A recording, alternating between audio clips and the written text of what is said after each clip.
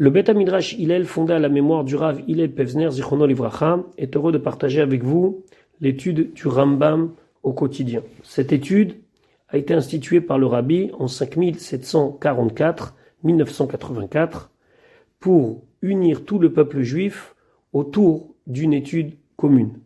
Le Rabbi a écrit au sujet de cette institution « Yesh le'itached » il faut s'unir, al yedé limoud par l'étude, à Kolel, qui inclut et la Torah Kula entièrement. Et dans le Rambam, nous trouvons la codification de l'ensemble des mitzvot de la Torah. Nous vous souhaitons un bon limoud. Nous allons maintenant étudier notre 79e shiur depuis la reprise de l'étude du Rambam au quotidien au rythme d'un chapitre par jour. Nous sommes dans les ilchot, dans les lois de Tfilin, Mezouza et Sefer Torah, au Perek Sheni, au deuxième chapitre. On va maintenant s'intéresser au Tfilin en commençant par nous expliquer comment on écrit les parachiotes, les parchemins des Tfilin. Ketzat Kodvim et Tfilin, donc Halacha Aleph, comment on écrit des Tfilin. On commence par Shel Rosh, malgré qu'on va le mettre après le Shel Yad. On va d'abord nous dire les halachot du Shel Rosh des Tefilin de la tête. Kodvim Arba HaParashiot. On écrit donc les 4 morceaux, les 4 paragraphes que l'on trouve dans les Tefilin. Kadesh Li, Vayake et Viacha, les 2 dans le livre de Shemot, Shema, qui se trouve dans le livre de Dvarim, Vayem Shamoa, aussi dans le livre de Dvarim. Al Arba Klafim, sur 4 petits morceaux de parchemin séparés les uns des autres. Donc on a 4 petits parchemins sur lesquels on écrit les 4 parachiotes que l'on va plier. Donc c'est une marloquette dans la Gemara de savoir pourquoi ici on fait 4 parachiotes. On va retenir l'avis de Rabbi Akiva qui apprend du mot totafot et qui fait tout un limoud pour de comprendre de ce mot-là que c'est 4 parchemins. Donc vegolelim kol echad vechad levado, et on va plier chacun à part.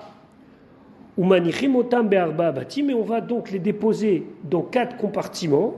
She'em mechubarim be'or echad, qui vont être tous liés par la même peau. C'est-à-dire qu'on va prendre une peau assez épaisse, on va travailler on va y faire ressortir 4 compartiments, et de l'extérieur on aura un seul boîtier qui à l'intérieur qui est composé de 4 parties. Maintenant, Ushel Yad, celui de la main, Kodvim et Arba Parashiot Be'arba Dapim, on écrit les 4 morceaux sur 4 colonnes, Shel Klaf Echad, Al Klaf Echad, sur un seul parchemin, Vegolelo, et on va l'entourer, on va le rouler, Kemin Sefer Torah, comme un Sefer Torah, Misofo, les trilatos, de la fin jusqu'au début, de manière à ce que lorsqu'on ouvre le parchemin, on va trouver le début du texte. C'est valable aussi pour ceux du Shel Rosh, ou Manicho Baitechad, et lui on va le mettre dans un seul boîtier. Donc cette fois-ci on aura le même processus, on va prendre une peau, de cette peau on va faire sortir un seul compartiment, dans lequel on va mettre un seul parchemin, qui va être le Shel Yad. Alachabet. Vetzarich leizaer ba parashiot. Il faut faire attention dans l'écriture des parachiotes de la manière suivante. Alors, avant de comprendre ce qu'on va dire à la suite, il faut expliquer 2 notions. La notion de parashat stuma et il y a la notion de parashat ptucha. C'est quoi une parashat stuma? C'est un paragraphe qui ne commence pas au début de la ligne, mais qui commence au milieu de la ligne. Donc, on laisse un espace environ de 9 lettres, blanc, et après on commence. Ptucha, c'est une ligne qui commence au début de la ligne, un paragraphe qui commence au début de la ligne. Maintenant, il y a des parachiotes stubot et il y a des parachiotes ptuchot. Il y a des parachiotes, donc on a reçu depuis Moshe Rabbeinu, qui sont stumot, c'est-à-dire qui commencent au milieu, le paragraphe commence au milieu d'une ligne, et il y a des parachiotes ptuchot où ça commence au début de la ligne. Maintenant, dans le schéma, il y en a 3 comme ça et une comme ça. Et donc, il ne faut pas inverser. Sheim asa astuma, que s'il a fait celle qui doit être une paracha stuma, c'est-à-dire une paracha qui commence au milieu d'une ligne. Ptucha, lui, il l'a fait qu'elle commence au début de la ligne. O ptucha, ou bien celle qui doit commencer au début de la ligne, il a fait stuma. Psalan, il les a rendus pasoul.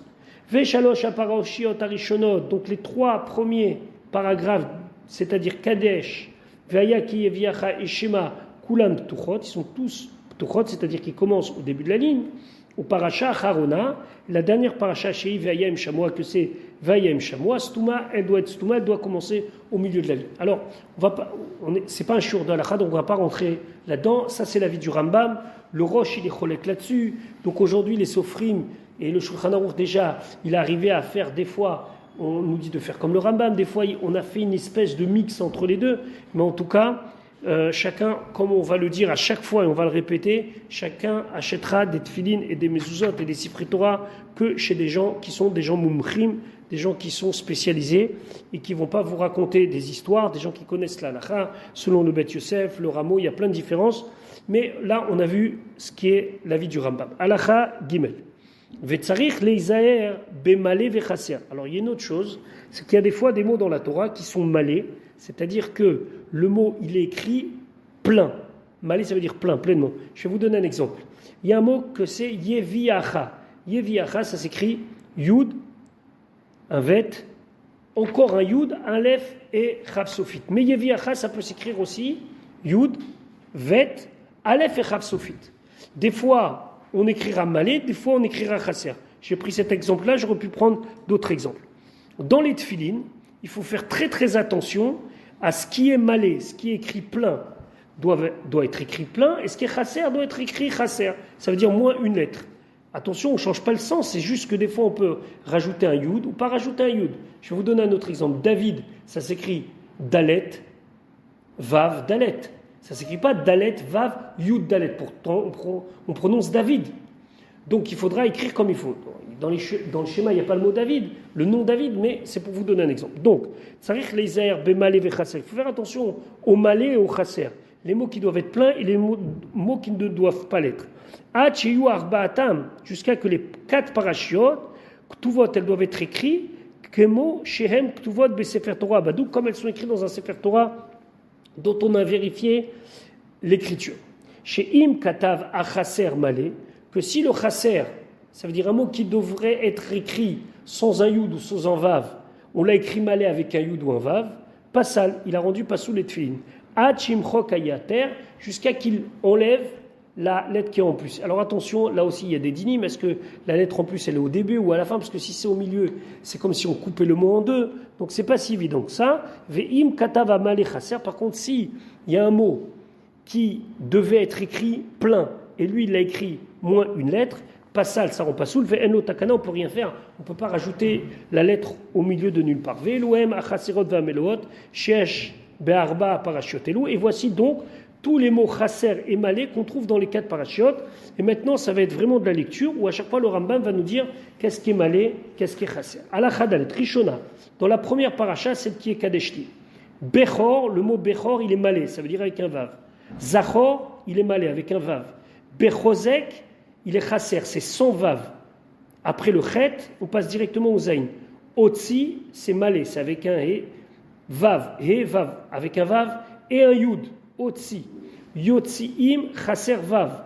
Il manque un Vav, donc on doit l'écrire sans le Vav. Yud, directement Tsadé. Yeviacha, on doit l'écrire Malé, avec 2 Yud. Vaemori, Chaser, le Emori, Emori, entre le même et le Resh, il n'y a pas de Vav.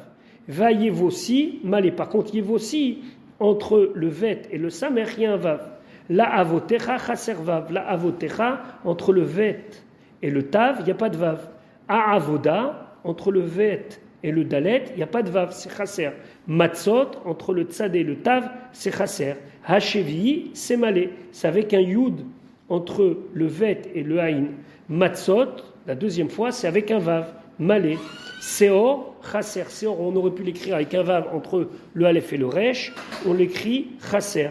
Gevu Lecha, ici aussi, on l'écrit Chaser, sans Vav entre le Vet et le Lamed.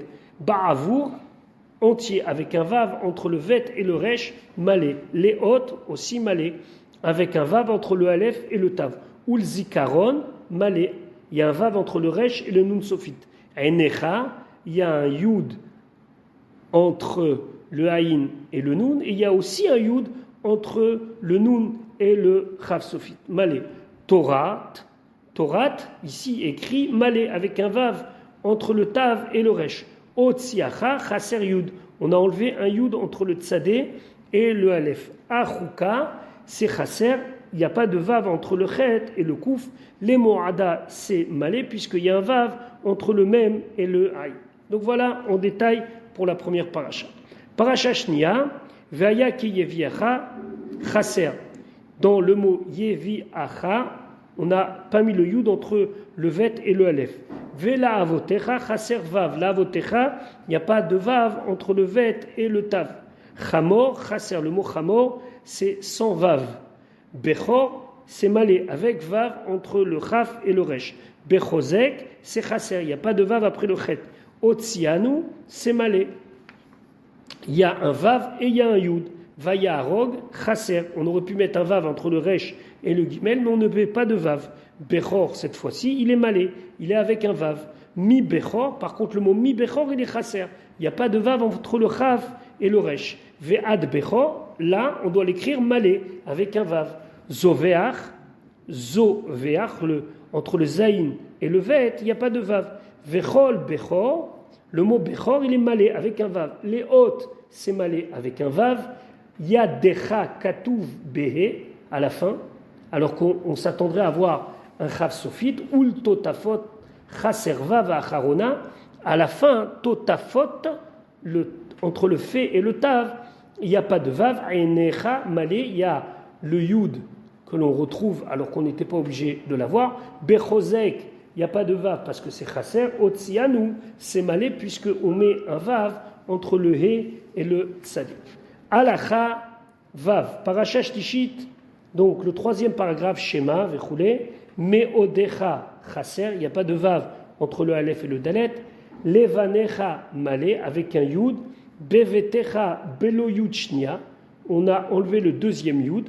Ufkumecha malé avec un vav entre le kouf et le mem. Les hautes aussi malé avec un vav entre le alef et le tav. Yadecha belo yud shnia, on a enlevé le deuxième yud. Les totafot chaser shne vavim.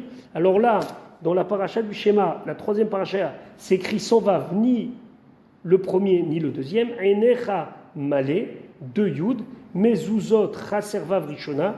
Dans le premier, il manque, on a enlevé un vav. Betecha belo yud shnia, il n'y a pas le deuxième yud. Uvish arecha malé avec un yud entre le resh et le chav sofit. Alachazaïn, paracha revit, donc la quatrième paracha, le quatrième paragraphe, ve'ayem chamois. Alors, le chamois c'est chaser, il n'y a pas de vav entre le même et le haïn. Mitzvotai bevavachat, il y a un seul vav et pas deux. Yoré malé, avec un vav entre le yud et le resh. Ou malkosh malé, avec un vav entre le kouf et le shin. Vetiroshcha chaser vav, tiroshcha resh shin sans vav. Veshtachavitem malé, avec un yud. Yevula malé, avec un vav entre le vet et le lamed. Atova chaser, il n'y a pas de vav entre le tête et le vet. Noten, il n'y a pas de vav entre le nun et le tav, c'est chaser.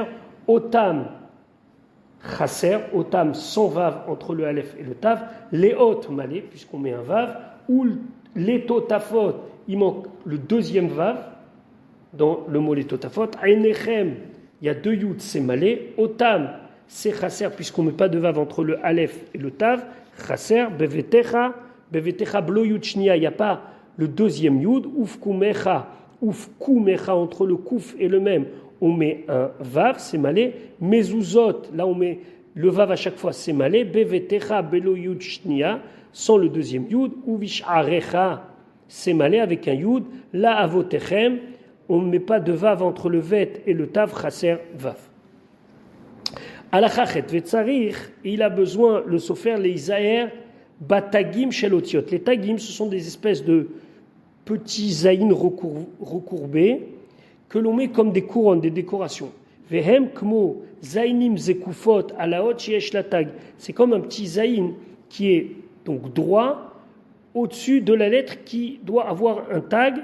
Kmo shem ktuvim besefer Torah, comme c'est écrit dans le sefer Torah. Ve'eluem haotiot ametu yagot shebe'arba parashot haelu. Et voici donc toutes les lettres qui doivent avoir des tagim, donc ces petites décorations au-dessus de certaines lettres.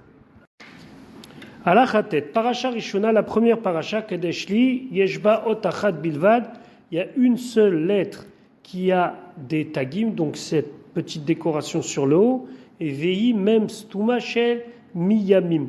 C'est le même stuma, c'est-à-dire ce que nous on appelle le même sophite, de miyamim, alea shlosha zainim, sur lequel on met 3 tagim, donc 3 petits zain. Paracha Shnia, dans le deuxième paragraphe, Vayek Yeviacha, Yeshba Chamesh Otiot, il y a 5 lettres qui ont des tagim, Vechol Achat Mehem, et chacune He, c'est la lettre He, Ve'alkol He Mechamishatam, et sur chacune de ces lettres He, à 5 reprises, Arba'a Zainim, il y a 4 petits tagim, 4 zain.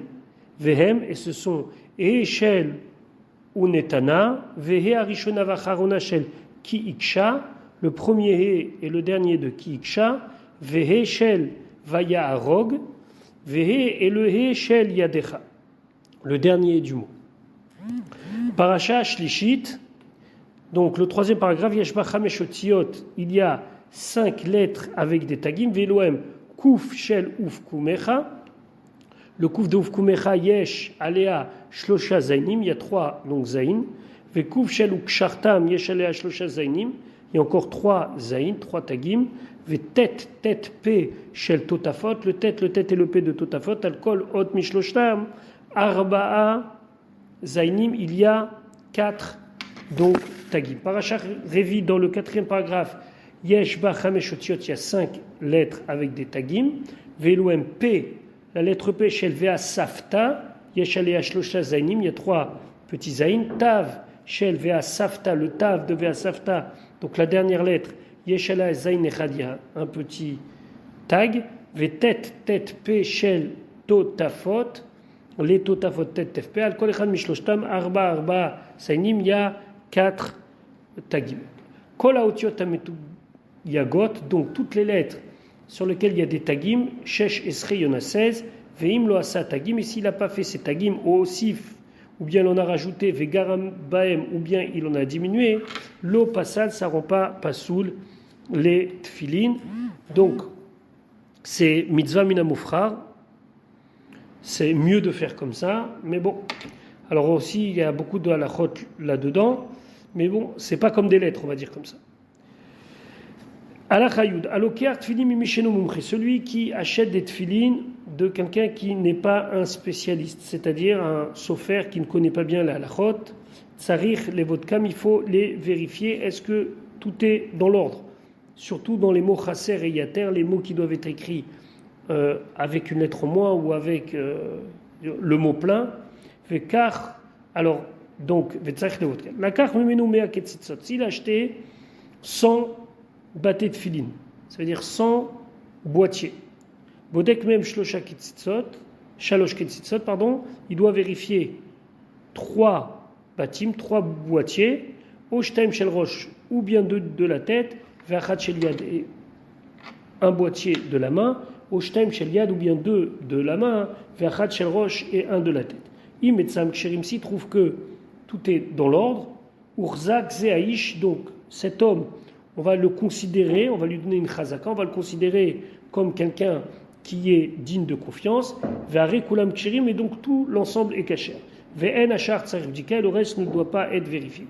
Ve'im lekachan tzvatim, si il les a pris en lot, kulan tsechot bdika, alors chaque lot doit être vérifié, parce que chez cheskat tzvatim manashim arbe lekuchim, parce que quand on achète des lots, on n'est pas sûr que tous les tefilin viennent de la même personne. Au contraire, généralement, quand il y a des lots, il y a plusieurs sofrim. Donc il faut le faire vérifier comme il faut. Maintenant, le Shulchan Aruch dit, encore une fois, ce n'est pas un chant de halakha, mais c'est important qu'il ne faut pas acheter de quelqu'un qui n'est pas un mumché. Et donc il faut faire très très attention à cela. Qu'est-ce que c'est un sofer mumché? Le Mishnah Berurah dit, tout sofer, donc tout scribe qui est fixe, que c'est son métier, que tout le monde le connaît, il s'appelle un sofer mumché et on n'a pas à se demander quoi que ce soit sur lui.